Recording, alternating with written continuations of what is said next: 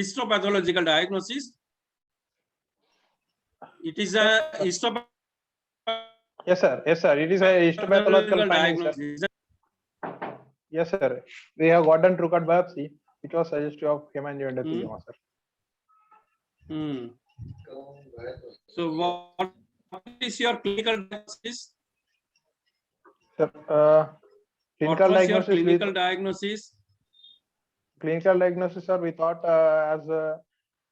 as if it was coming from the muzzle, sir. It is arising from the muzzle, and we thought it was some rhabdomyoma or maybe malignant, sir. Yes, sir.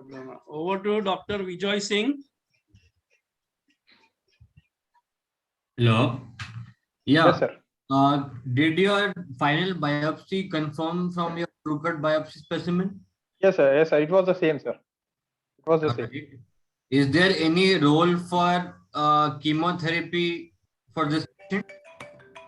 Sir, actually, in this kind of reticular hemangioendothelioma, there is no role of chemotherapy, sir. Mostly, chemotherapy was tried in Kaposi form type, sir, in which chemotherapy and anti-angiogenic therapies has been tried, sir, and which was found to be successful, sir.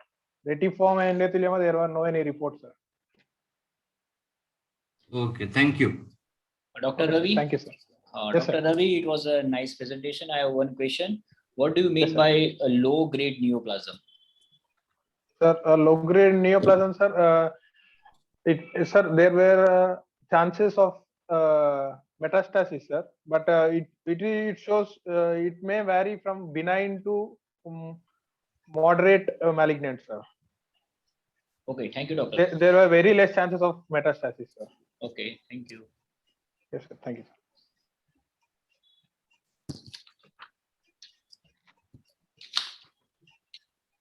Johnson, next case. Johnson. Next candidate, Jainesh Shah. Jainesh, Yes, am I audible?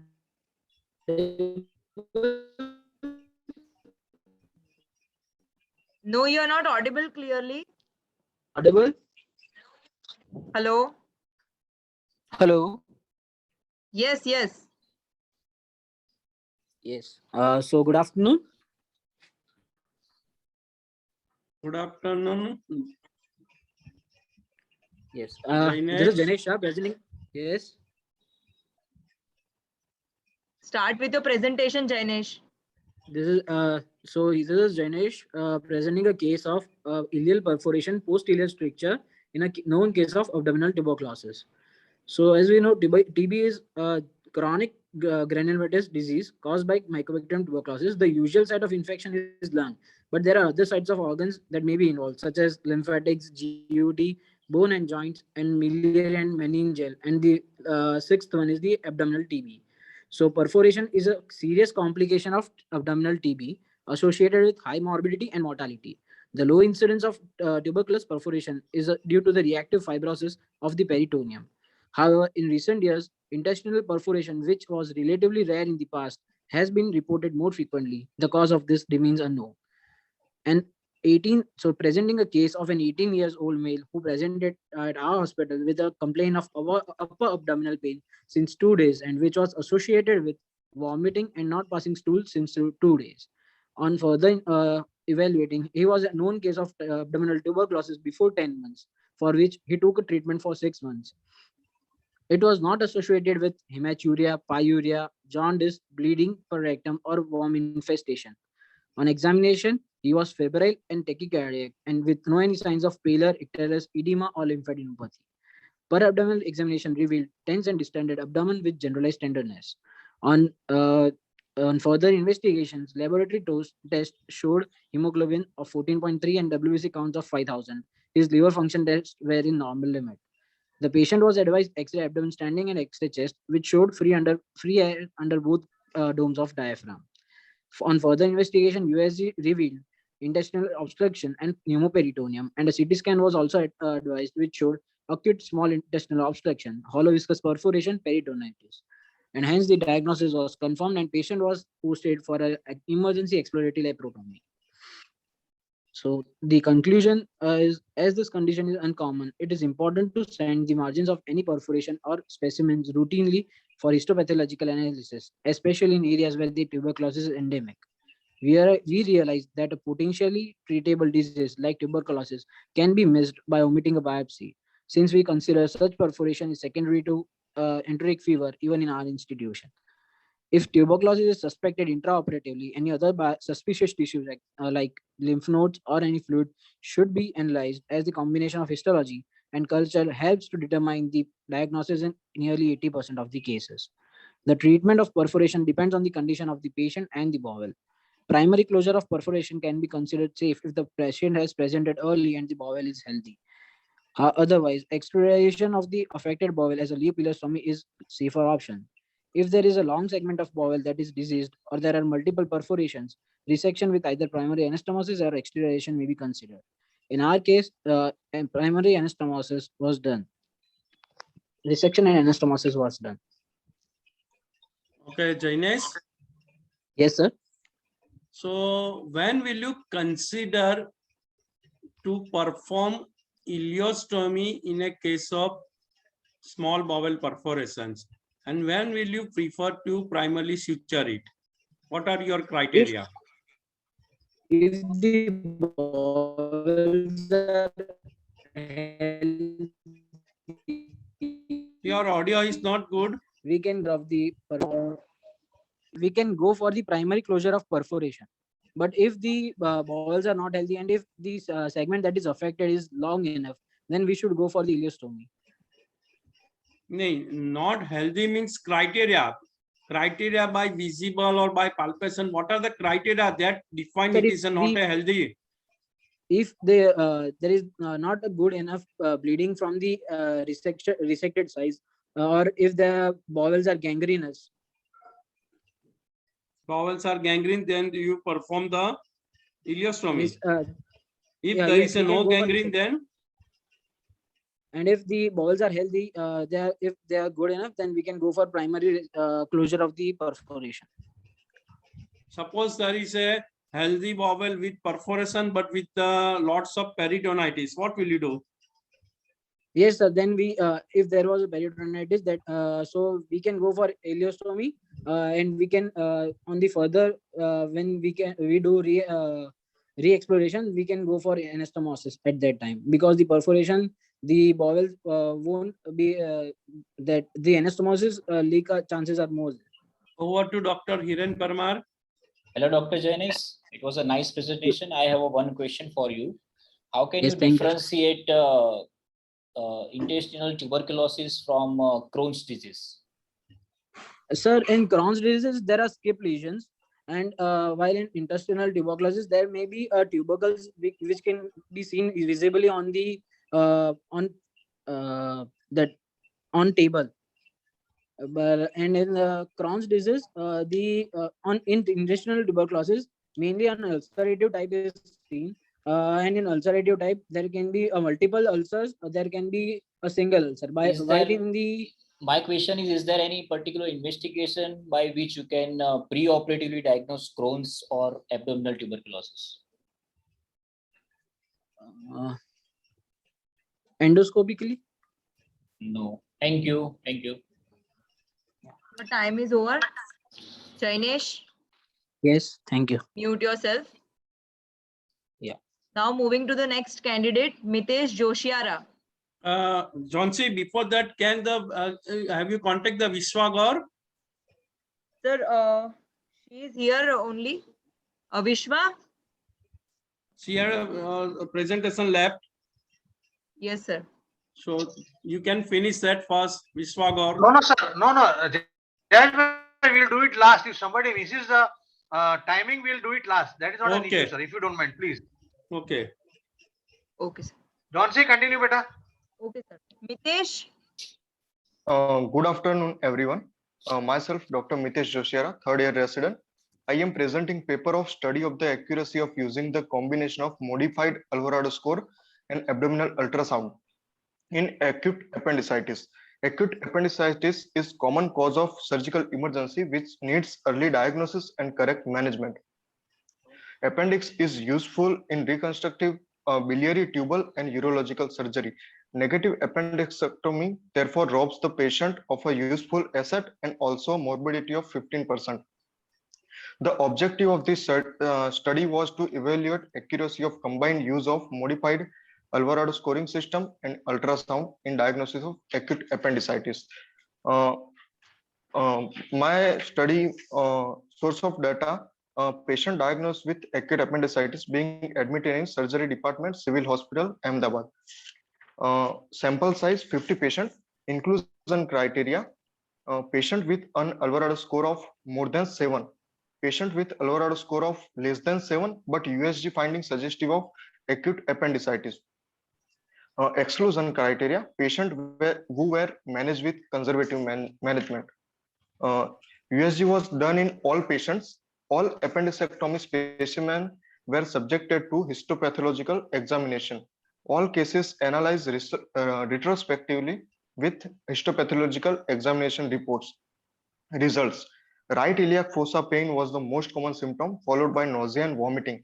Leukocytosis was present in 92% cases. RIF tenderness present in 96% cases. Rebound tenderness present in 92% cases.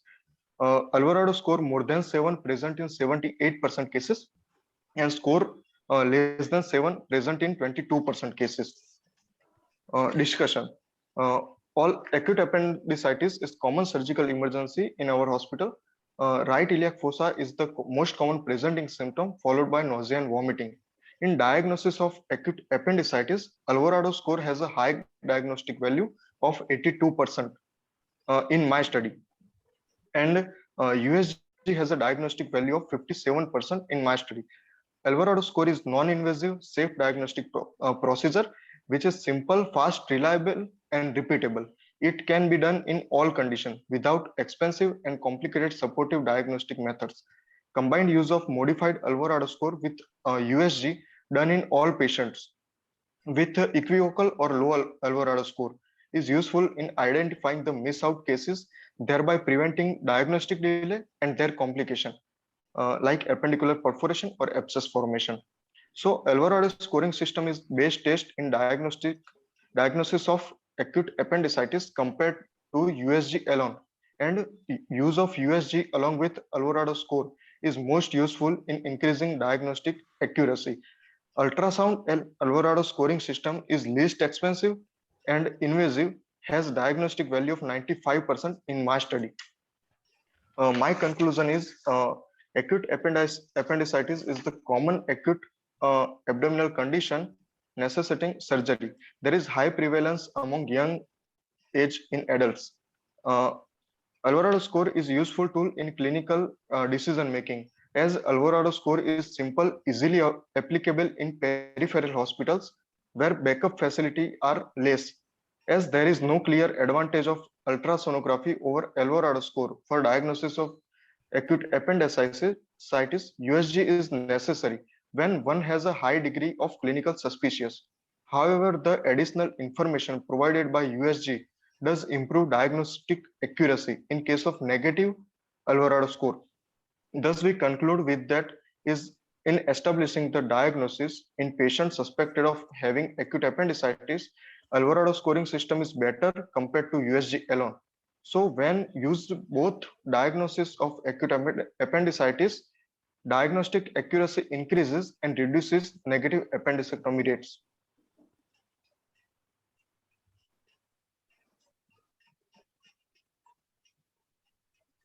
Dr. Mitesh? Yes, sir. So in one line, your inclusion, exclusion criteria, any appendicitis, whether Yes, clinical or sonographically or Alvarado score more than 7, you include Yes, in your study, except sir. the patient less than 12 years of the age. Am I right? Yes, sir. Yes, sir. So why you have not included the patients less than 12 years of the age? What is the logic? Sir, because in Alvarado scoring is clinical criteria, clinical score, and in small children, the local examination like rebound tenderness, not properly performed. So how this study is helpful? So because even if Alvarado score is less than 7 and sonography is showing the acute appendicitis, have you any such table? Okay, Alvarado score was the wrong or the sonography is wrong and the one is correct. Have you find any such correlations? In my study, sir, every patient which is showing score more than 7 or less than 7, or USG is suggestive of acute appendicitis or not. Every patient which is operated for acute appendicectomy, specimen sent for histopathological examination and then retrospectively studied for the No. So if it yes, is a sir. retrospective, how can Alvarado score is helpful in the clinical settings? Sir, Here, it's Alvarado score is the applied before the operations, isn't it? yes, sir. So then have you compared how many, you have not taken how many patients of Alvarado scores more than 7 and sonography showing the acute appendicitis, still on operative there is no acute appendicitis. Sir, Have you any such table? Yes, sir. I How many compared number of when patients have you included? 50 patients, sir. 50 patients. So Total is it 50 sufficient patients? to conclude anything? No, sir. Final conclusion made by larger scale study. So you have Mitesh, not shown any table also. Okay, over to Dr. Hiren. No, sir, no question. time is up.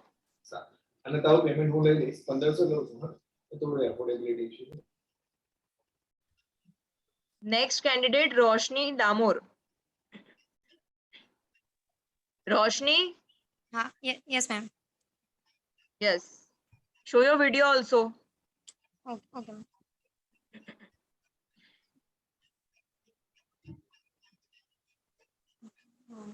Can I start? Wait a minute.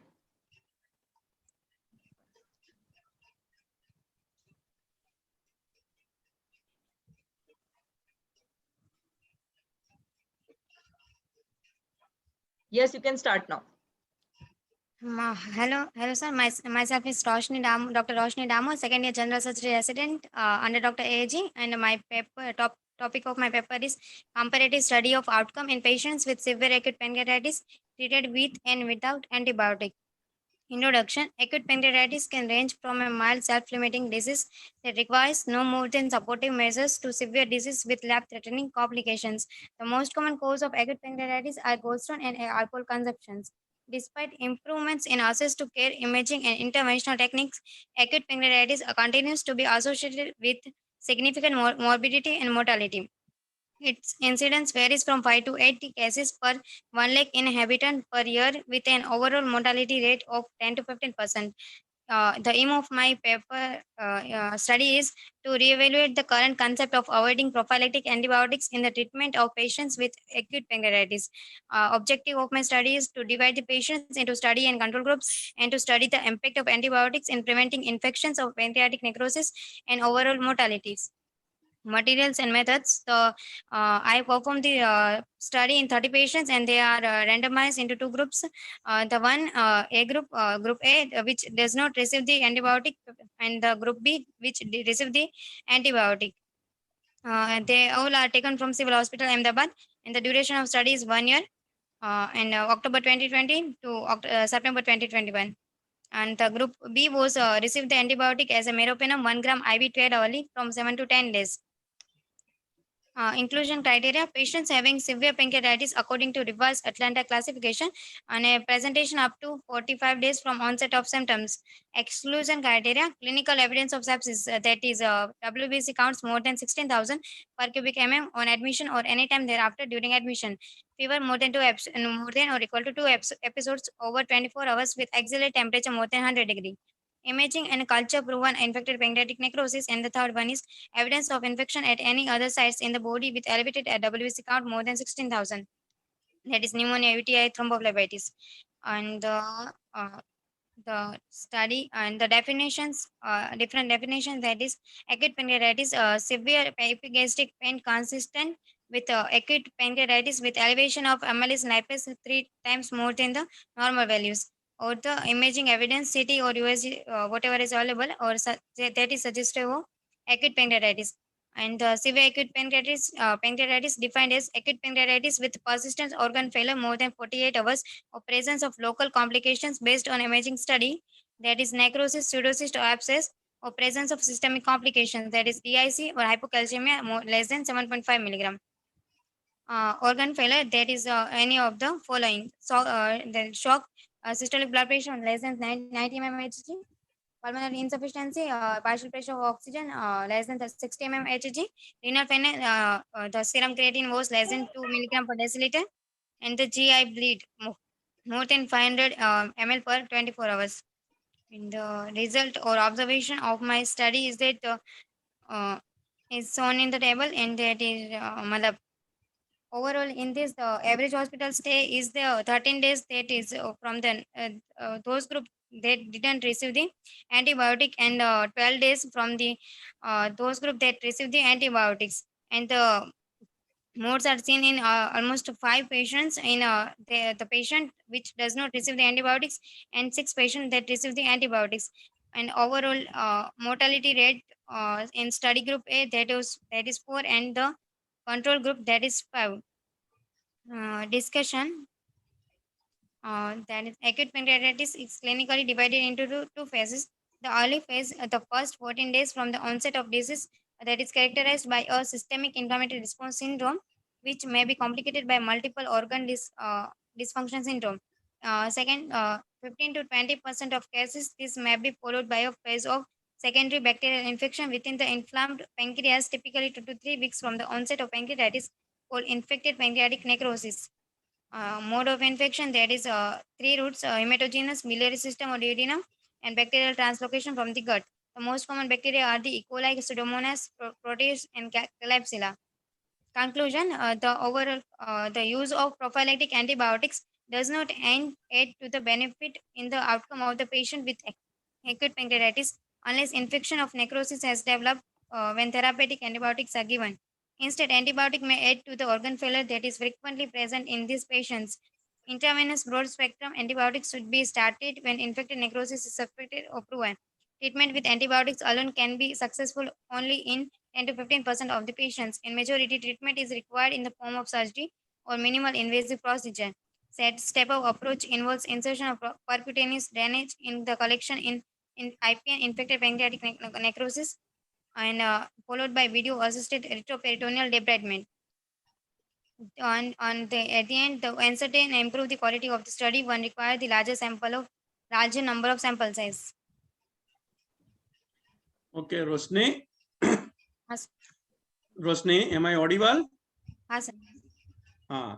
So in a group A in which you have not given the antibiotic, so how many patients out of 15 has WBC count more than 12,000?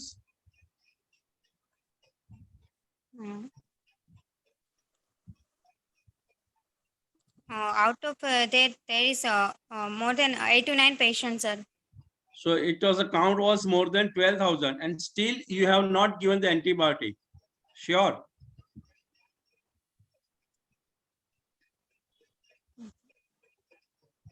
So out of 15, where is the count? Okay. And the next question is, apart from antibiotic, is all the treatment are the same for the both the group? Apart from antibiotic? Apart from, yes, sir. It is same. So you are comparing only the antibiotic. Is it any such after 15 cases that is you have allocated in group A, and after you may have shifted to the group B after your study, you think it is in fact you don't require antibiotic? Have you shifted any patient from group A to group B later on? No, sir. No. I haven't accepted. So you stick to the no antibiotic means no antibiotic. Okay. Yes, sir. Irrespective of the count. Yes, sir. Over to Dr. Vijay Singh. No questions. Thank you. Dr. Hiren Parmar. I have one question for you. you have mentioned the primary cause of pancreatitis, that is biliary or alcoholic. So is there a role of prophylactic antibiotic in a cases of biliary variety of acute severe pancreatitis? In case of complications, we can give antibiotic. No, I am talking about each and every cases of biliary type of the acute pancreatitis must be given antibiotic, or should give an antibiotic when there is a secondary infection. Uh,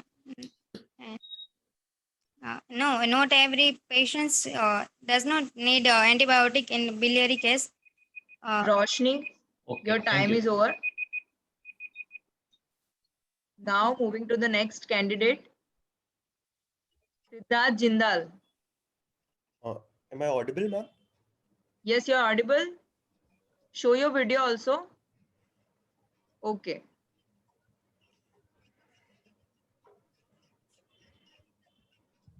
You can start. Good afternoon to the members of the faculty and the jury. My name is Dr. Siddharth Jindal, and I'm presenting a paper highlighting the association of thyroid status in cases of gallstones. It's a perspective from Western Indian state of Gujarat. To introduce my topic, biliary tree stone formation has become a complex nexus of pathophysiological process, and it lies having a disease burden overall globally by 10 to 12%, and India shares a burden of 6.12%.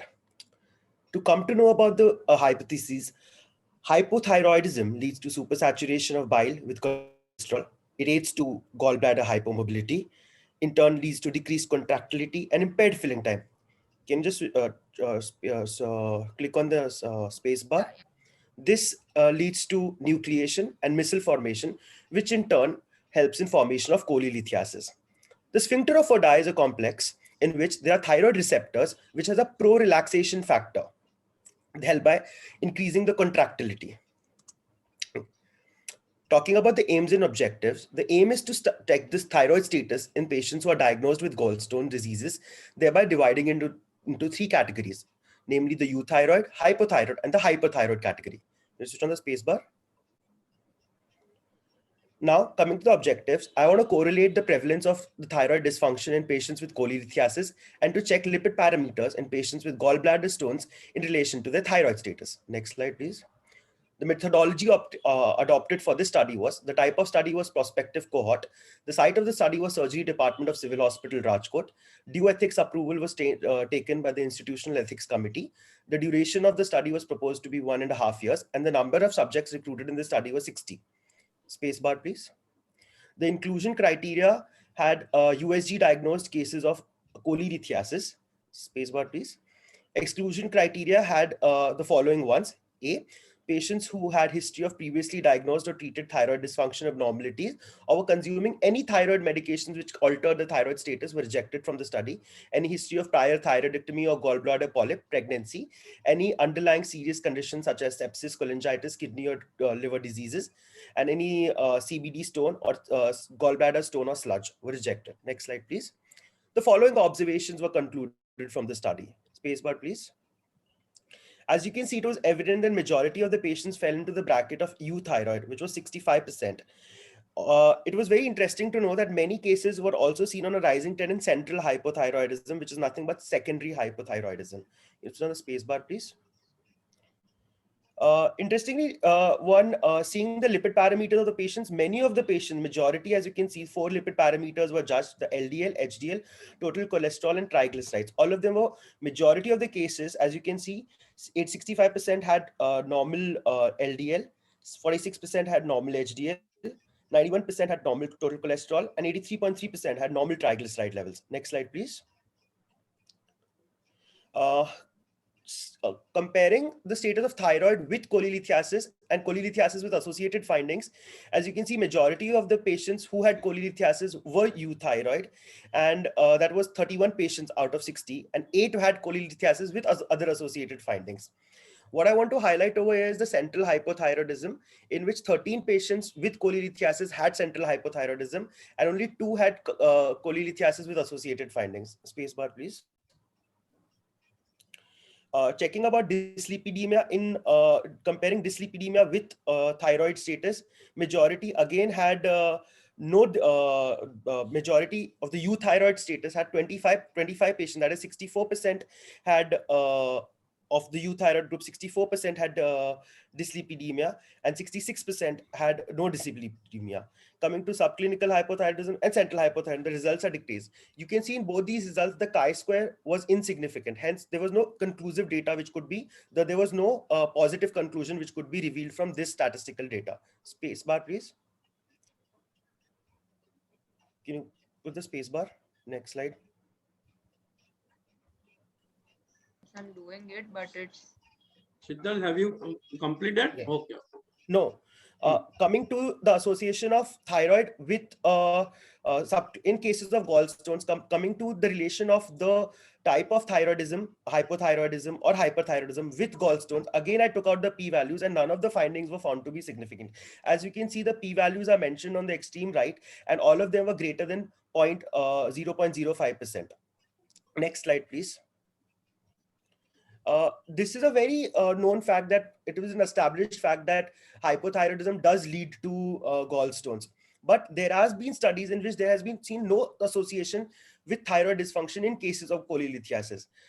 This slide particularly highlights the studies which have shown prevalence of hypothyroidism with gallstone diseases and studies which have shown no association. As you can see, an interesting study done in 2012 by Jabini showed subclinical hypothyroidism which was prevalent. Our study generally shows there's no association and there is an increasing trend of central hypothyroidism, which is the secondary hypothyroidism. Moreover, on the right hand side of the screen, you can see there's no association between thyroid dysfunction and cholelithiasis. And majority of the studies, a study done in the Indian context by Sundeshwari and L, it also highlighted the fact that majority of the cases lacked subclinical hypothyroidism as well. You can go on to the next slide, please. Spacebar. To conclude, from my study, I deduced that there was no causality which was proved in our study. Majority were euthyroid. There was a rising trend in the incidence of undiagnosed central hypothyroidism in patients with cholelithiasis. Majority did not show any proven dyslipidemia. And the limitation of my study was that the sample size was small. It was taken over 1.5 years, and there was a lacunae of elected cases because of the COVID pandemic. And I would further recommend that stone analysis with relation to thyroid status could be done. Hence, further research is required in the future to postulate if thyroid abnormality has a role in development of gallstones or not in today's modern surgical practice. Thank you. Siddharth, very excellent presentations and unique topic. Thank you, sir. Okay. The question one is, you are using the word central hypothyroidism. Correct, sir. So what is the exact meaning of central hypothyroidism? Sir, thyroidism, sir, the word, dysregulation in thyroid can be at 3 levels. The peripheral level, at the thyroid, that is at the level of the thyroid gland, at the level of the pituitary, and at the level of hypothyroidism. By central hypothyroidism, I mean that the peripheral that is the serum T3 and T4 levels are low. Along with that, serum TSH is also low. Whereas in primary hypothyroidism, which is generally encountered, we have seen serum T3 and T4 are low and TSH is high. So that is what is central hypothyroidism, in which all the three, T3, T4 and TSH, all are low. Very good. Excellent presentation. Over to Dr. Hiren. Dr. Siddharth, I have one question for you. Yes, Which sir. type of stone is common in cases of altered thyroid function test? So cholesterol stones are common, sir, because of decreased lipid metabolism turnover rate, sir. Is there any correlation of hyperthyroidism with the formation of gallstone? Sir, not yet, sir, because hypothyroidism eventually leads to a protective factor, but because there is a high turnover rate in lipid metabolism, sir. Okay, thank you.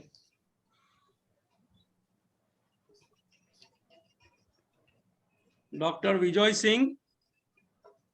Very well prepared. No question. Yeah, very well prepared. I agree with you. Okay, Johnson, coming to the next candidate. okay, sir. Johnson, you are also handling very well and very nicely and with time bound. Excellent. Thank you, sir. Next candidate, Darshit Kalaria.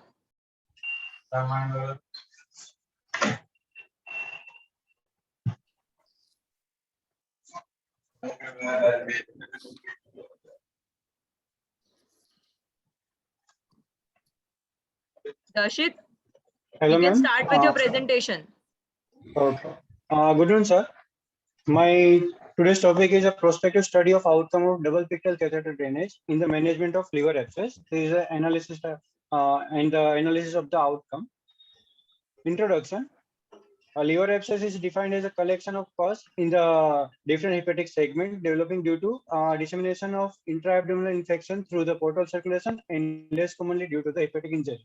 Liver abscesses can be classified as based on the cause like pyogenic, which are due to E. coli, Klebsiella, Streptococcus, Staphylococcus, and anaerobics, and amoebic abscess, which is Entamoeba histolytica.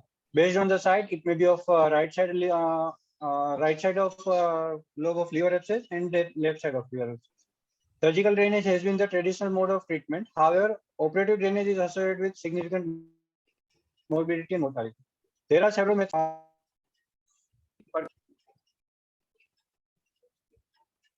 That's it. Unmute yourself. Hello. Hello. Hello. yes, you are Now audible. you are audible. Okay. Percutaneous catheter drainage and surgical drainage. The former taking the preference for treatment in uncomplicated hemodynamically stable patients, while the latter is now preferable only in cases of intraperitoneal rupture and is hemodynamically unstable. Liver abscess is common cause of morbidity and mortality in the lower socioeconomic class in India. Needle aspiration can be considered as a less invasive procedure than catheter drainage, with less issues regarding the follow-up catheter care. And however, failure of this technique can be due to the thick viscous nature of the pus and rapid reaccumulation.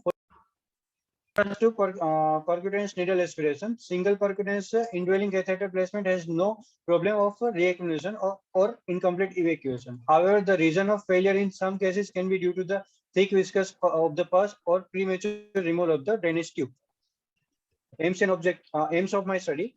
Aims are to assessment of the duration of the abscess cavity resolution, duration required for symptomatic relief, total duration of treatment required, total duration of hospital stay, occurrence of residual abscess after catheter removal, complication of double catheter drainage, total duration of percutaneous catheter placement. Inclusion criteria are all patients with single large unruptured liver abscess cavity and all patients with multiple unruptured intercommunicating liver abscesses. Exclusion criteria are all patients with multiple non-communicating liver abscesses, all patients with capsular breach leading to leakage of the abscess into the pleural or peritoneal cavity. Materials and method. A total of 25 patients with liver abscesses underwent double pictal insertion. After explaining the procedure and its complication, informed verbal and written consent were obtained prior to the procedure. Under USC guidance, with a pre-procedure antibiotic, local anesthesia, and all aseptic precautions, 2 pictal catheter of preferably same size, which are 16 French or 14 French, were inserted at 2 different sites in a side-to-side approach in same cavity. The purpose of such an insertion was intermittent 6-hourly 20 ml to 100 ml normal saline flushes alternately to both the catheters for maintaining the patency and ensuring the free flow of the drainage as well as micro debridement of the abscess cavity. The drainage volume was calculated with the help of the connected transparent drainage bags. The follow-up USG were done every alternate day until the residual abscess of less than 15 cc was obtained. The pictal catheters were removed simultaneously, maintaining aseptic precautions, following minimal or no possible aspirable contents are available. After discharge, patient was given tablet cefixime twice daily and tablet metronidazole 400 mg double dose thrice daily for a period of 10 days with follow-up visits, and ultrasound was done on 4th week, 8th week, and 12th week. Results.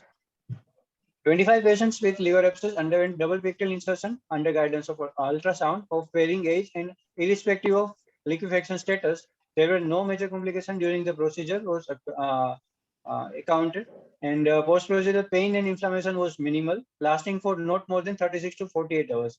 Almost all the patients were successfully treated within 7 days of insertion, with removal of the drain done simultaneously following ultrasound report of residual abscess less than 15 cc.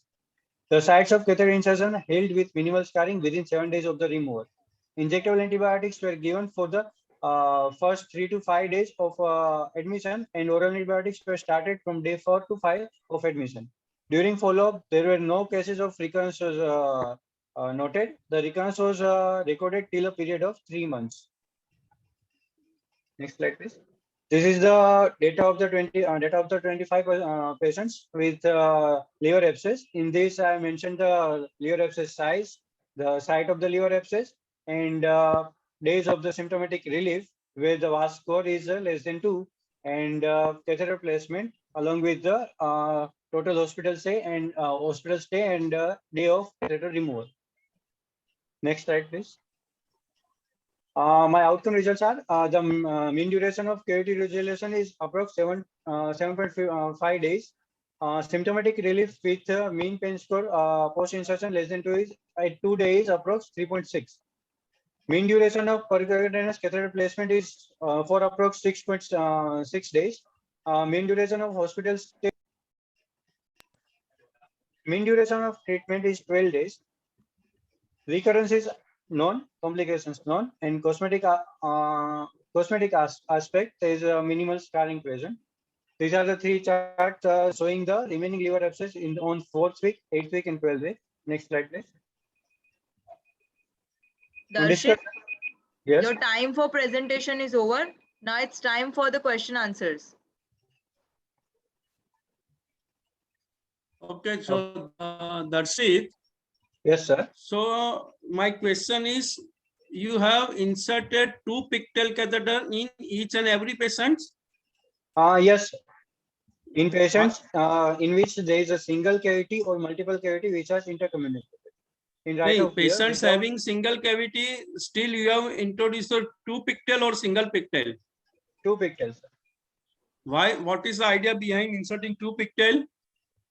Sir, 2 pictal of 14 or 16 principle. In sir, I have compared my study with 3 different modalities. Like first is surgical intervention, which we are doing only the peritoneal bridge. Second and third, that is needle aspiration and single pictal insertion. In needle aspiration, the recurrence rate is very high, and as the gauge of needle is quite small, so adequate aspiration is not always possible. So do you want to convey? Do you want to convey diameter of needle is very less compared to the pictal diameter?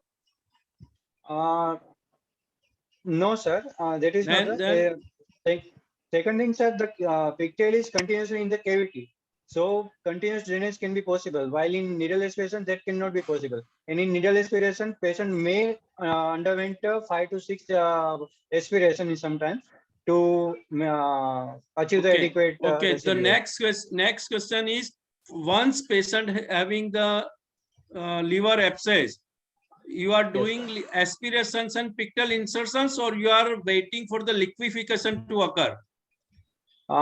Sir, in my study, I don't go for. I don't wait for the liquefaction.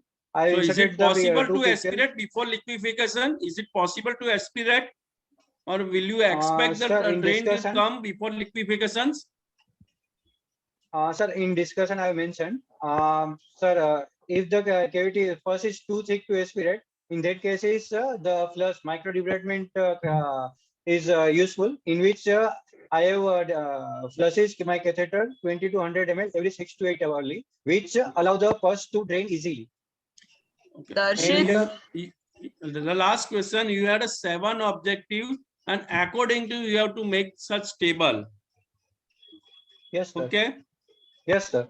Over to Jhansi, or over to next judge. Sir, time is up. Dr. Vijay Singh or Dr. Hiren? No questions. Okay, okay. So time is Thank up. you, sir. Moving to the next candidate, Darshan Patel. Yes. Darshan. Good afternoon, everyone. Okay, can I start? Yes, you wait can. a sec. Am I audible? Okay, yes, you can start. Okay, okay. Good afternoon, everyone. I'm Darshan Patel. Under the guidance of Dr. Shashank Desai, sir, I am presenting a paper on the topic of stapler suturing versus conventional suturing, a comparative study on the outcome of wound closure in abdominal skin incisions. For any kind of tissue repair after the surgical skin incision, the principal aims are this rapid acquisition of the strength, least tissue damage, no inflammation, and aesthetically acceptable scars. I compare between two techniques here, conventional suture technique and stapler suture technique, on the basis of 5 points. And those are: first is time consumption, cosmetically outcome, post-op pain, complications, and cost effectiveness. Next, please. Okay. Inclusion criteria were all the patients who were requiring for the laparotomy, including elective as well as emergencies patient, linear abdominal skin incision, including horizontal as well as vertical skin incisions, more than 5 centimeter length of the skin incisions, and 15 to 60 years of age group of patient were included. While talking about exclusion criteria, were include mentally ill patients, immunocompromised status patients, pregnant women, and non-cooperative patients. And in my study, used material were sterile disposable skin stapler, which containing 35 staples, each of sizing 6.9 mm into 3.6 mm. Second is non-absorbable suture materials like ethylone, particularly 10 or 20, 5% betadine solutions, and sterile dressing materials. Next, please. Okay. All the primary data collected from the patients who were admitted in GCS hospital over the time of from January 2021 to September 2021. It was a comparative and observational study. And in my study, total sample size were 50, which were equally and randomly distributed between the two groups. All odds number underwent for the stapler sutures, and all even numbers underwent for the conventional sutures. Total follow-up time for the each patient in my study was till 30 days after the procedure, and make sure throughout the study should be used the proper tool and procedures. Next, please. Okay. Now I'm coming up for the observation and results. In this study, total 31 number of male patients were included, sir, participant, and the total 19 number of female were participants. Yes, space bar, please. Space bar, please. Okay, next slide, please. Yes, out of the total 31 number of male patients, 17 were underwent for the stapler and 14 were underwent for the conventional suture technique. And for the female, total out of total 19 female, 8 were underwent for the stapler suturing, and 11 underwent for the conventional suturing. When please, next space bar, please. Yes, another point is the for considering the mean length of the incision study was I mentioned later on, it was 15.53 centimeter, and for that particular length, mean length, a mean time taken for the stapler suturing was 4.5 minutes, and for the conventional suturing, it was 9 minutes. And particularly when talk about the centimeter covered per minute for the stapler method, approx 4 min time, and for the conventional method, it was 1.5 centimeter covered per minute, sir. And when we compare for the pain score up to the scale of 0, 1, and 2, it's clearly indicate the stapler's method is very less painful is the compared to conventional method. Next, please. Next, please. Okay. And when we talk about the infections association, for the stapler's method, 2 were underwent for the infected, 22 were healed, and 1 underwent for the burst abdomen. While talking about conventional method, 8 were infected, 16 were healed, and 1 were burst abdomen. And for the particular topic, the p-value was 0.004, sir. And the most important point is the cost effectiveness, which clearly demarcates the two processor. For the cost of this single stapler device was 1,100, and cost was single ethylone suture was 130. And for considering the mean incision length in my study was 15.53 centimeter, and for that particular length, total used stapler was 1 stapler device was enough, and 2 ethylone suture materials were enough. So for that, the difference for the cost was approx 840 rupees. Till date, total for the on this topic, total 20 studies were done, and particularly from the Controlled Trial Central Register of India, sir.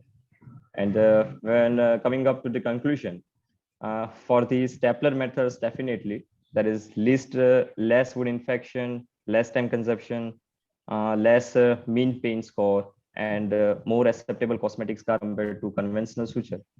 And but when we talk about the particular point of cost, definitely conventional suture technique is superior to the stapler. So my conclusion is here, sir.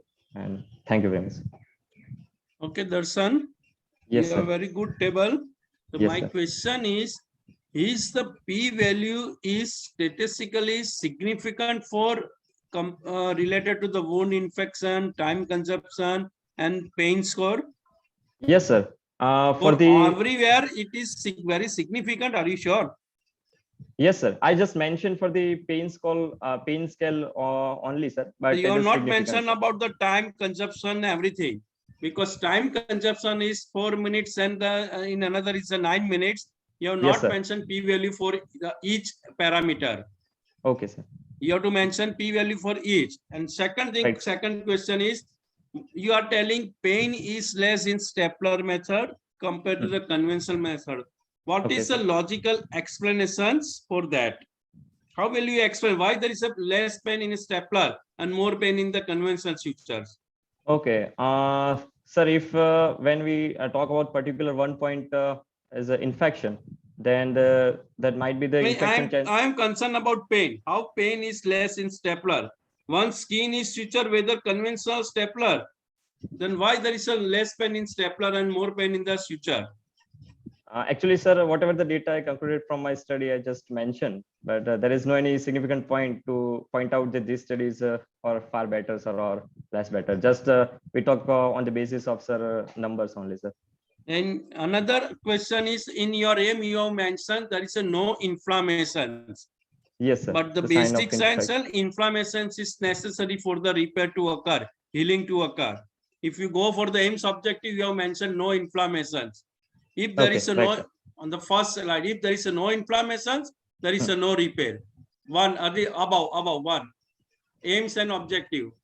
Yes, second slide. Up. Yes, no Yes, sir. inflammations. So if there is Okay. a no inflammation, repair will not be there. Okay, sir. And both things, whether it is suturing or stapler, produce the inflammations. Over Okay. to the Dr. Hiren or Dr. Vijay Singh. My question to you is, which kind of surgery have you included in this study? Okay, sir. For the emergency as well as elective, on the abdomen region, sir, linear as well as vertical as well as horizontal scar, which are made for the I'm asking about laparotomy. clean surgery, clean contaminated, or contaminated surgery. No, sir. Which type I'm not subdivided for the particular type, sir. I just vaguely mentioned for the only skin incision, sir. So you have one observation of infection, post-operative wound infection after stapler or suture material. So is it not necessary to, Right, go sir. for the same type of surgery? It might be, sir, make difference for the clean contaminated or clean surgery or the dirty surgery, sir. Definitely, sir. Yes. Okay, thank you. Time is over. Sir. Thank you, sir. Thank you. Moving to the next candidate, Bhargav Patel.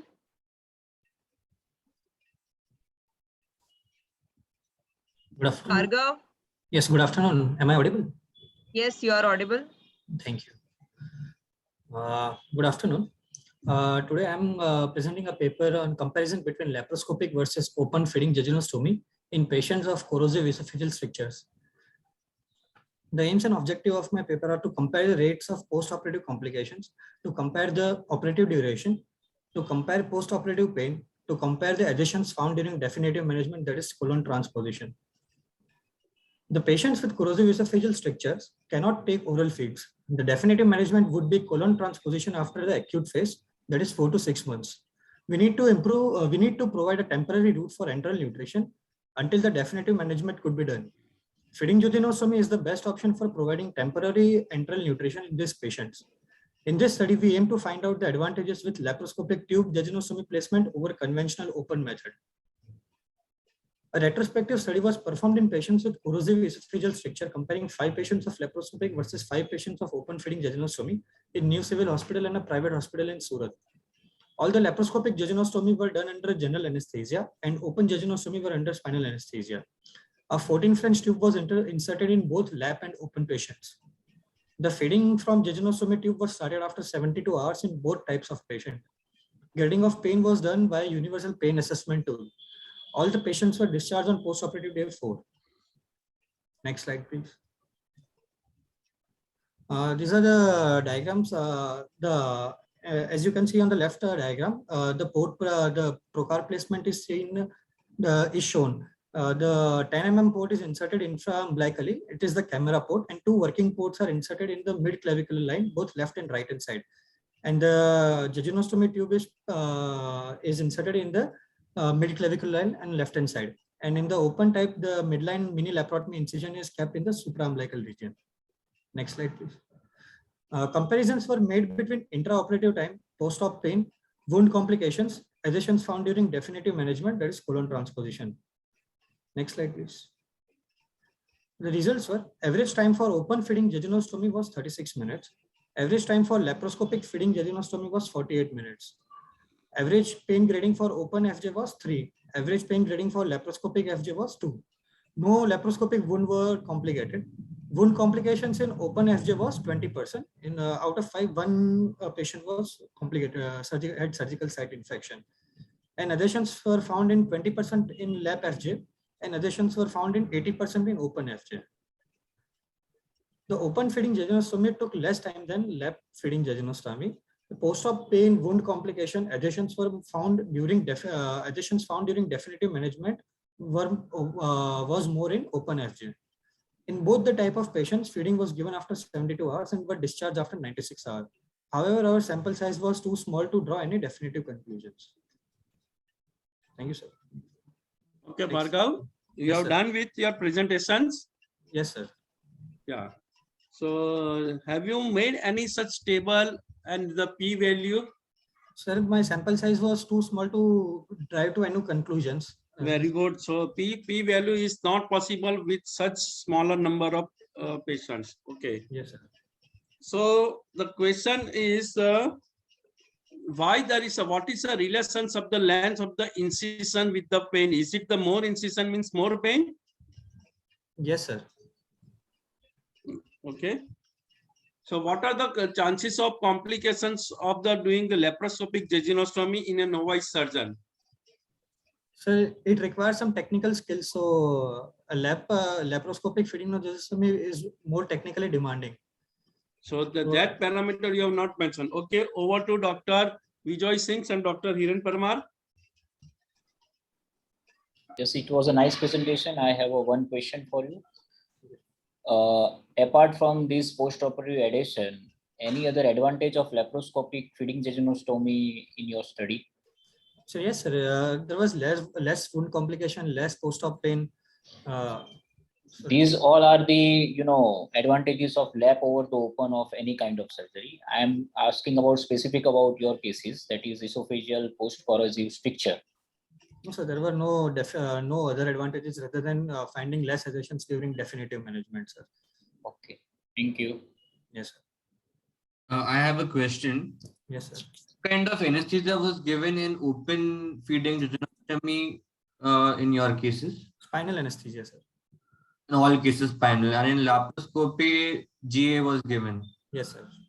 Considering the state of the patient, the condition of the patient, is there any comparative thing on whether the patient should undergo general anesthesia or spinal anesthesia? So That can be one thing which can be looked into.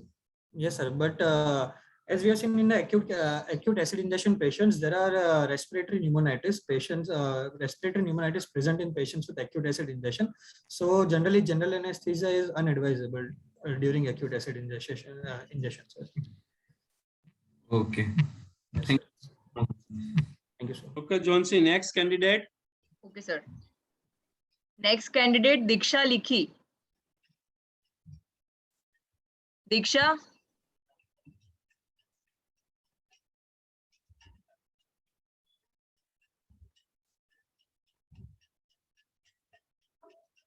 Diksha, unmute yourself.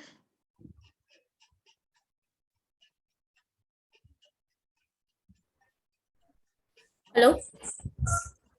Am I audible? Yes, you're audible. Yes, you're audible. Start with your presentation. Good afternoon, esteemed faculty. My topic for presentation is study of effect of local analgesia in pain management in patients of laparoscopic cholecystectomy. I did my paper under the guidance of Dr. N.M. Shah and Dr. Hiral Chauhan. Introduction. Laparoscopic cholecystectomy is a widely performed surgical procedure which achieves superior outcomes in terms of post-op pain, recovery time, cosmesis, and morbidity. While overall recovery and hospital stay tend to be shorter, post-op pain is still an issue, along with discomfort at incision site, and pain due to laparoscopy can be attributed to the stretching of intra-abdominal cavity, peritoneal inflammation, and creation of pneumoperitoneum and dissection of viscera. Peritoneal manipulation causes visceral stimulation and signaling through enteric nervous system, which is a complex network of neuronal subtypes. Resulting pain can be diffuse, poorly localized, and referred to other locations.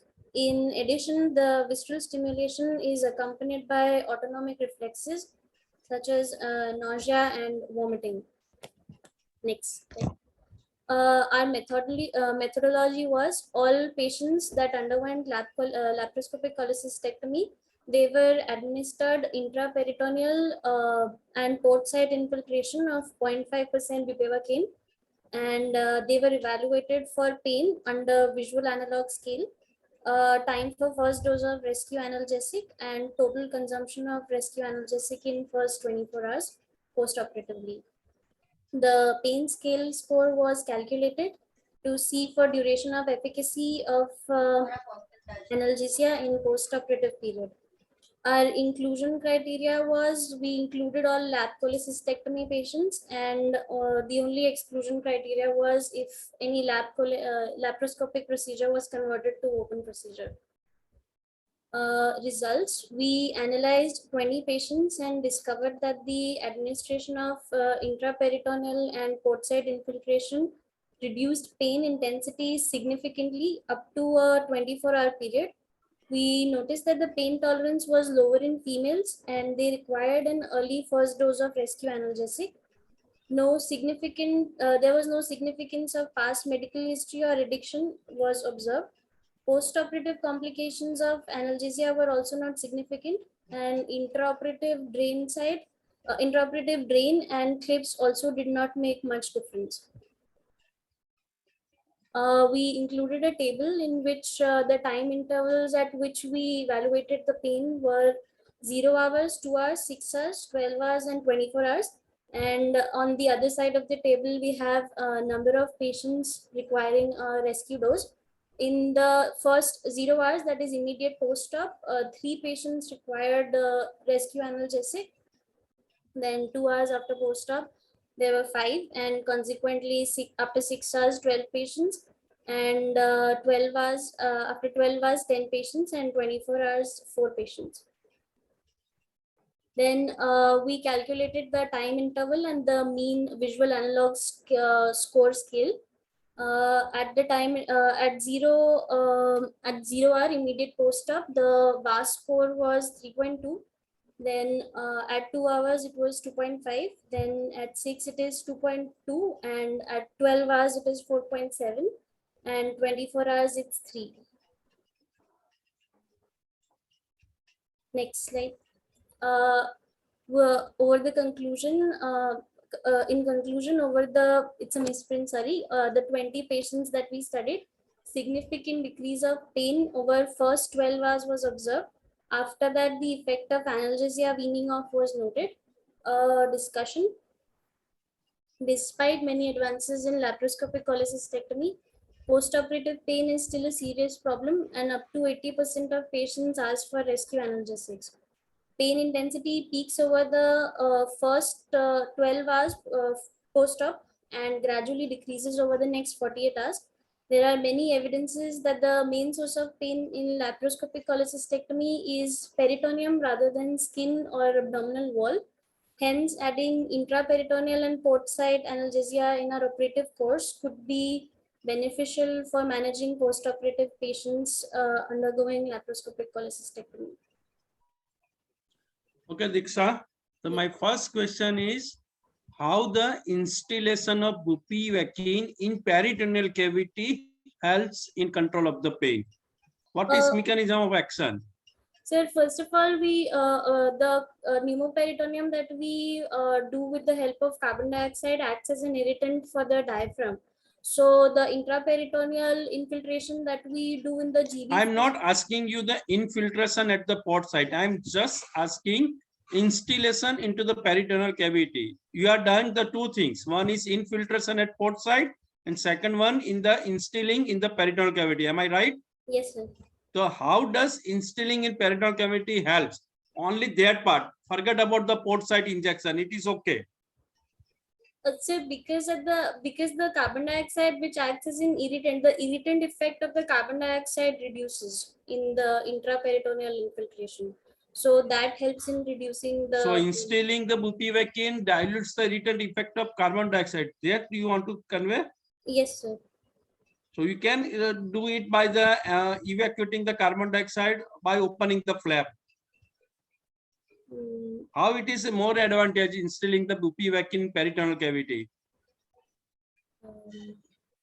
And second, your statement is the post-operative pain in lap chole is a serious problem. Is it serious problem or it is a problem?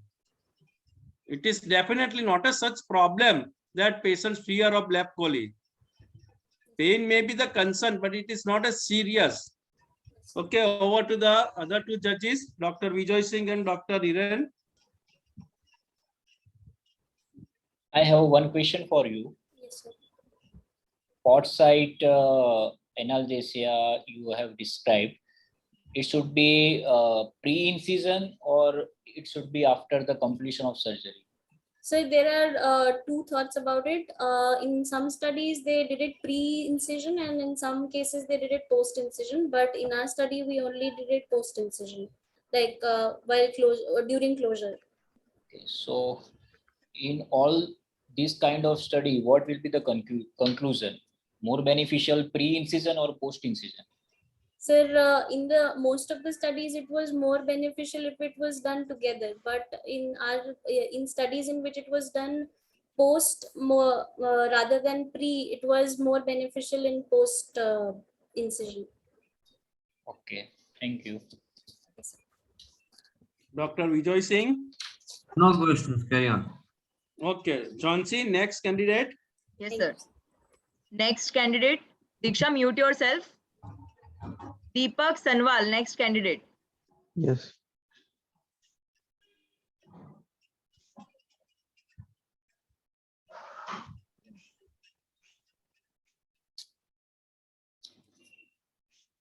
Start with your presentation, Deepak. Good afternoon to all. I, Dr. Deepak Sanwal, am presenting a case paper on local versus spinal anesthesia in Lichtenstein mesh technique for inguinal hernia repair.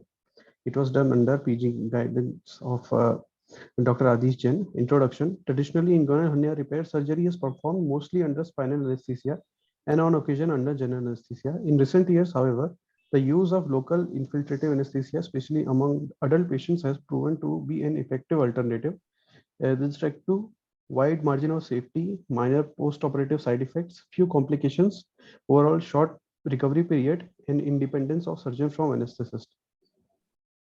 The aim of the study was to compare hernioplasty, which was Lichtenstein mesh hernioplasty, under local versus spinal anesthesia with respect to pain felt during surgery, post-operative pain, time taken during surgery, incidence of post-operative complications, extra analgesic doses received post-operatively, and mean duration days of hospital stay from the day of the surgery. Inclusion criteria of the surgery were urinator inguinal hernia, age group between 18 to 60 years, patients who are willing to participate in the study, and the exclusion criteria were femoral hernia, bilateral inguinal hernia, recurrent inguinal hernia, contraindicated to use of local and regional anesthesia, such as history of hypersensitivity to local anesthetic agents, psychiatric patients, non-cooperative patients, chronic use of analgesics, uncontrolled diabetes and respiratory problems, incarcerated hernias and strangulated hernias, patient not willing to give informed consent. A total of 50% were selected along with respect to the exclusion and inclusion criteria, were divided in two groups with simple randomization into Group A and Group B. Group A being local anesthesia group and Group B being spinal anesthesia group. The local anesthesia was given in point block manner, in which 2% of lignocaine hydrochloride 17.5 ml, 0.5% bupivacaine hydrochloride 17.5 ml, sterile water for injection 35 ml, 7.5% weight by volume sodium bicarbonate 4 ml, adrenaline tartrate 1:1 lakh ratio of 0.2 ml. A total of volume of the drug was 75 ml, which was injected at mid-inguinal point area at the pubic tubercle, a point below inguinal ligament lateral to humeral artery, and 0.2 centimeter above and medial to anterior superior iliac spine, in the line of skin incision, and during the dissection of hernial sac in the neck of the hernial sac, each of which was given 10 ml of the of this preparation. In the Group B, spinal anesthesia was used for inguinal hernia repair with the help of anesthetist. Subarachnoid infiltration of 4 cc with 4 cc of heavy 0.5% bupivacaine was administered through the L3-L4 intravertebral midline approach. And then Leichenstein mesh hernia repair was done, and the results were compared as pain felt during surgery, which was WAS score. It was seen in 20% of the patient in Group A. Post-operative pain at 6 hours was 48% in Group A and 92% in Group B. Time taken during surgery, which was mean time taken during surgery, was 49.40 minutes in Group A and 44.12 minutes in Group B. Incidence of post-operative complications such as seroma, scrotal edema, hematoma, and wound infection were 28% in Group A and 16% in Group B. Extra analgesic doses received post-operatively, post-abdomen, which was extra tablets of ibuprofen, was required, 16% in Group A and 28% in Group B. Mean duration of stays in days of hospital from the day of the surgery was 2.6 days in Group A and 3.16 days in Group B. The conclusion of the study was local anesthesia is effective mean of anesthesia while performing the Leichenstein mesh hernia repair for inguinal hernia with less intraoperative disturbance in patient vitals, less post-operative pain complications, early ambulation of the patient, less anesthesia related complication, and early discharge from the hospital when compared to spinal anesthesia used as means for anesthesia in inguinal hernia Leichenstein mesh repair. Thank you. Okay, over to Dr. Hiren. It was a nice presentation. I have one question for you. Yes, sir. Is local anesthesia can be do in a cardiac patient? Yes, sir. Local anesthesia can be given in a cardiac patient. Okay, thank you. My one question is, can be local anesthesia is helpful in a patients having myasthenia gravis with unilateral inguinal hernia, or it is contraindicated? If you have no idea, you can skip the answer. Yes, Skip sir. the question. Sir, Okay. I don't know. So over to Dr. Vijay Singh. In your cases, did you preserve the ilioinguinal nerve in all cases? Or did you go for neurectomy? No, sir. We try to preserve as much as possible. And was there any change in the post-operative pain after neurectomy in local or in spinal anesthesia? Sir, with respect to? In cases in which you did neurectomy, you preserved the nerve, was there any post-operative changes in pain in local and then in spinal anesthesia cases? No, sir. There was no change. Yes, sir. Right. So there was no relation of preserving ilioinguinal nerve and the postoperative pain. Yes, sir. Okay. Thank you.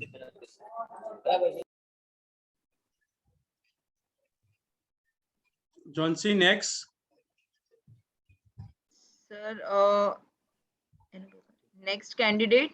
So two candidates left. One is Vishwa Gaur and one is Kavan Joshipura. Pawan Joshipura is not mentioned. Have you mentioned it?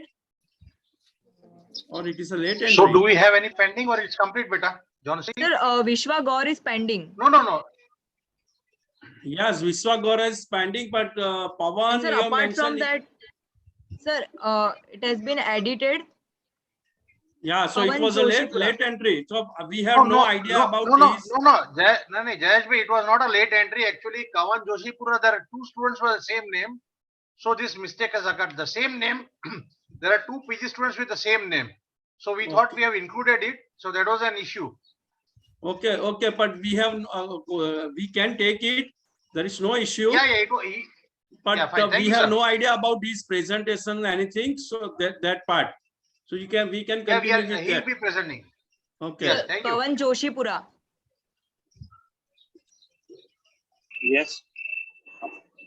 Show your video also. We can add in the Excel Pawan Joshipura Yes, sir.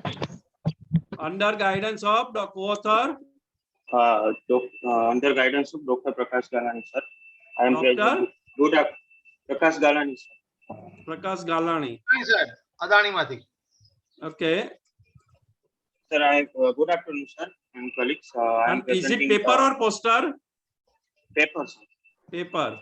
And read the topic. Yes.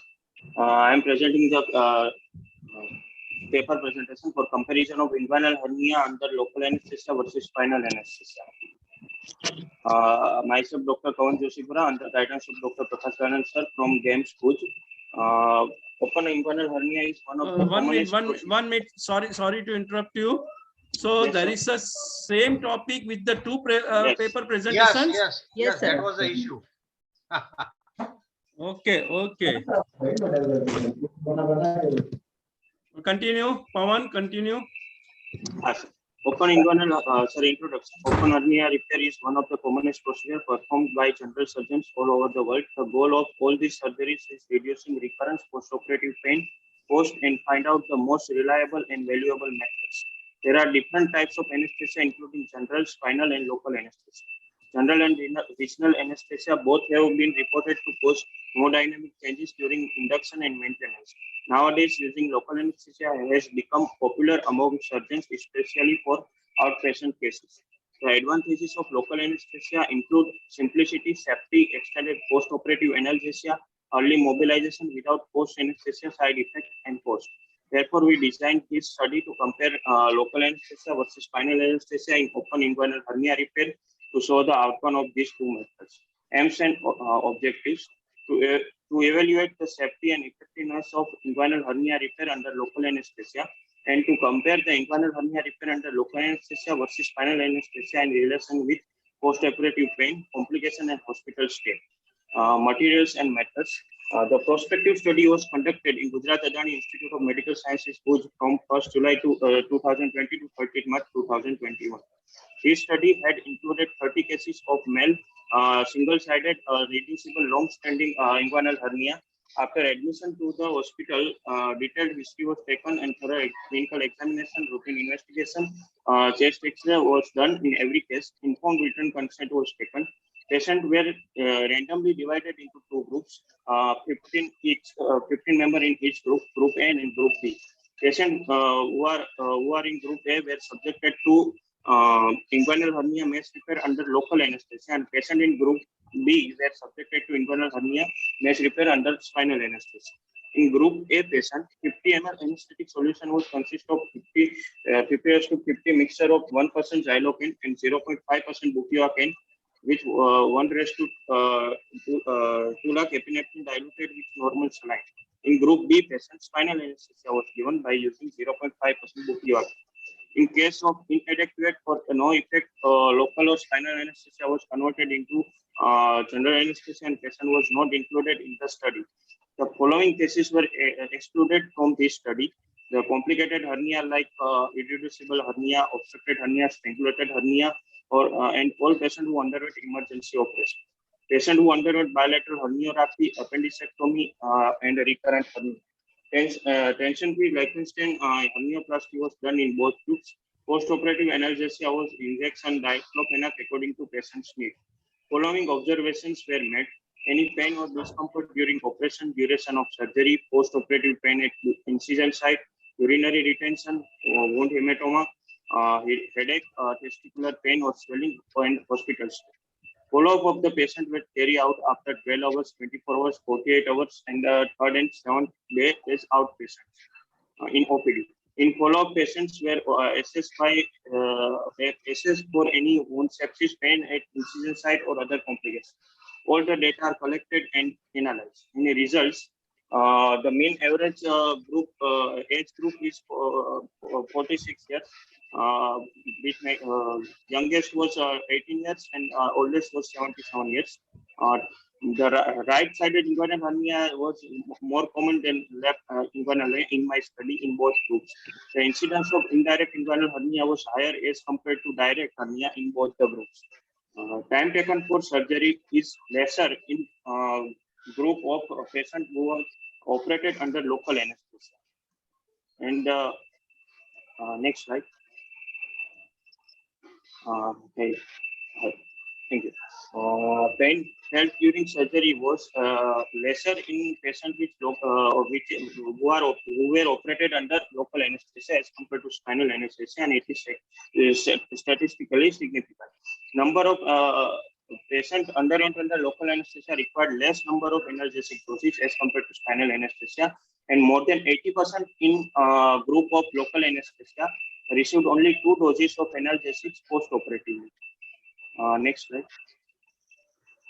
Incidence of post-operative complications. There is less post-operative complications in local anesthesia group as compared to spinal anesthesia. The most common post-operative complications among spinal anesthesia was urinary retention, which is less common in patient operated with local anesthesia.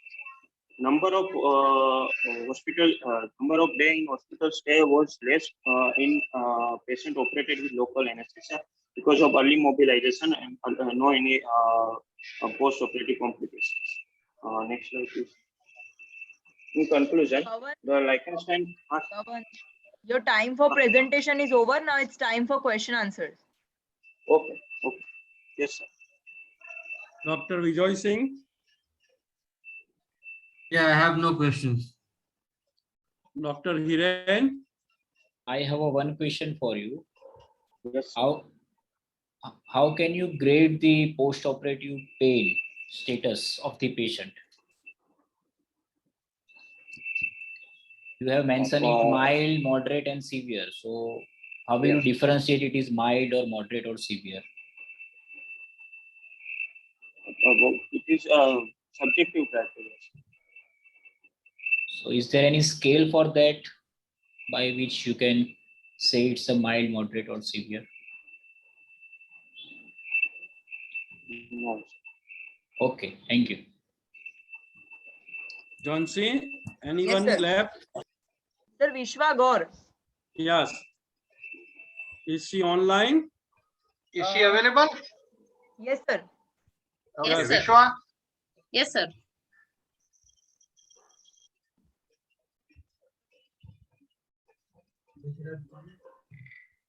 Okay.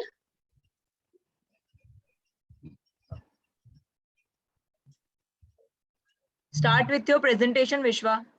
Good afternoon, everyone. My presentation is on a recurrent gastric trichobezoar. I'm presenting a case of a 16-year-old female presented with complaints of vague abdominal pain, anorexia, significant weight loss in last 2 to 3 months. No other endocrinal abnormalities was detected in that patient. On physical examination, the patient was having no visible fullness in abdomen, but on palpation, single non-tender lump was present in the left upper abdomen. On blood evaluation, patient was having anemia with hemoglobin concentration of 9.2. Other blood investigation was unremarkable. On a CECT abdomen, the patient CECT showed a large heterogeneously enhancing intraluminal mass containing air bubbles and few hyperdense areas in the entire stomach with no extension in small bowel and obstructive symptoms. I would like to mention that patient is having a history of similar complaint beforehand. Patient was once operated 4 years back for the similar complaints. And we were informed that at that time 1.2 kg of hair was removed from the stomach of the patient. On a further evaluation, patient was a known case of a pica, as well as patient has a habit of eating hairs of her own as well as her relatives from the comb and from the floors of the living rooms. We did a pre-operative on evaluation. We came to know that patient was not advised. Patient was not. Patient hasn't underwent any psychiatric treatment or counseling to address the underlying pathology for the disease. We did a pre-operative evaluation for the patient, in which the patient was underwent supportive counseling and put on selective serotonin reuptake inhibitor as well as benzodiazepines to decrease this stress-induced anxiety. Following this consultation, a patient underwent open gastrotomy with extraction of the recurrent trichobezoar. On extraction, intraoperatively, we found that the specimen was not only present in the stomach, but the specimen was also having a slender tail, which was extending into the duodenum and some part of the jejunum, which was extracted, and the patency of the pylorus was confirmed. Confirmed intraoperatively, after which the closure of the abdominal wound was done.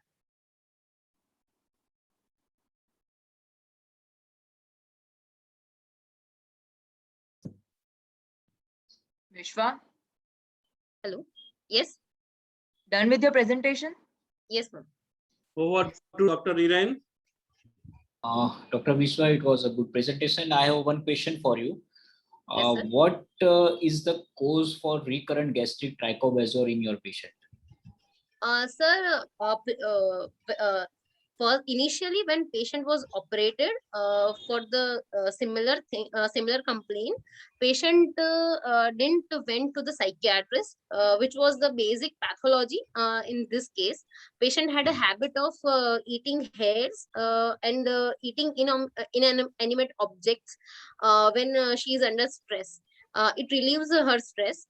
So patient doesn't receive any kind of didn't receive any kind of supportive counseling or medication to quit that habit. Okay, thank you. Dr. Vijay Singh. What comorbidities did the patient have which you operated? Were there any comorbidities? No, sir. Patient was anemic. Deficiency, anemia. Only anemia, sir. No other abnormalities were detected, sir. Patient was discharged post-operatively on day 5, sir. And patient is doing well, sir. And nutritional supplementation were given to the patients? Yes, sir. What kind of nutrition supplements were given post-operatively?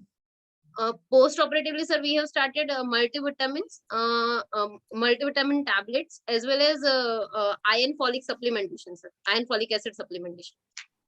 Okay, thank you. Okay, Vishwa, is there any case reported about treatment of trichobezoar by laparoscopy? Yes, sir. Endoscopy is the best diagnostic as well as therapeutic method for trichobezoar. Does endoscopy remove the mass you have shown in toto like No, this? sir. No, sir. Okay. So what is the then successful ratio of the endoscopic versus abdomen? Is there any such study that mentions the effectiveness of the laparoscopic removal of trichobasal versus laparotomy and removal of trichobasals? Have you any idea? No, sir. I don't have any idea regarding that. Okay. No questions. Johnsy, anyone remaining now? No, I sir. think it is over. Yes, sir. Thank you, sir. Okay. Thank So, Thank you, Dr. concluding- Vijay Singh. Jayesh bhai, thank you. Hiren bhai. I want to just give the few points. Yes, sir. Dr. Vijay Singh and Dr. Hiran I enjoying the sessions of conducting these things. Johnsy, you have done the wonderful work. Thank you, And sir. for all the candidates, they have worked so hard. But make sure that this is a parcels of your professional life also, not only for your PG teaching. And thankful Dr. Apurva Bhai for your hard working and providing such good platform for all the exam going PGs. Thank you very much. For the judges, please, if you have done with your mark sheet, please send it to us, either to the Johnsy or to me, in a WhatsApp, JPG or whatever form. Thank you, Lord. Thanks a lot, sir. Thank you. Thank I you. have Thank you, already sir. sent it. Thank you. I have already sent it. Thank you, Okay. sir. Thank you. We'll leave then. Okay.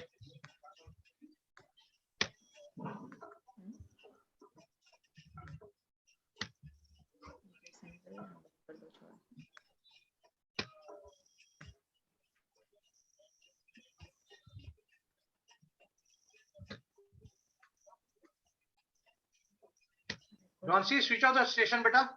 Yes, sir.